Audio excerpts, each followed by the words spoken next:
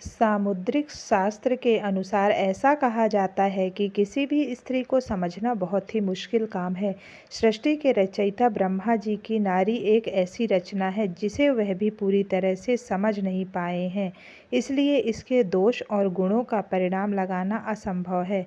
प्राचीन काल से ही ऋषि विद्वानों ने स्त्रियों को लेकर कई ग्रंथ लिखे हैं। ऋषियों ने नारी को घर की लक्ष्मी माना है। किसी का भी घर उस स्त्री के श्रृंगार और व्यवहार से ही समझ में आता है।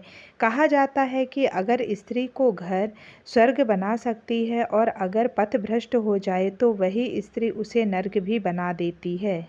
जिन स्त्रियों को पहली संतान लड़की के रूप में पैदा होती, ऐसी स्त्रियां भाग्यशाली मानी जाती हैं, क्योंकि लड़की का जन्म होना माँ लक्ष्मी का रूप माना जाता है।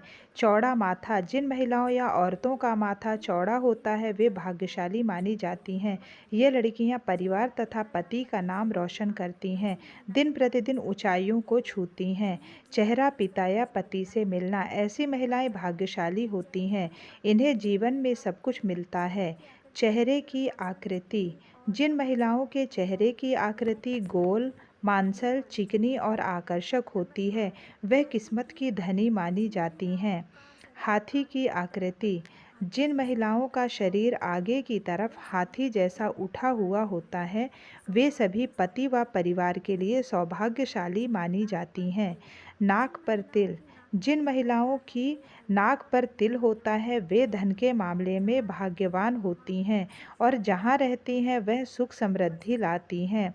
पाँव के अंगूठे की बनावट, जिन महिलाओं के अंगूठे उठे हुए गोल लालिमा भरा होता है वह पति के लिए सौभाग्यवर्धक होती हैं।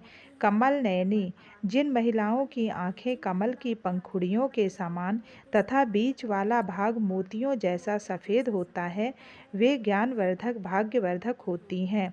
बालों की बनावट, जिन महिलाओं के बाल एकदम काले तथा घने हों और बाल चिकने कोमल मुड़े हुए हों तो सबके लिए, खासकर पति के लिए सौभाग्यशाली मानी जाती हैं।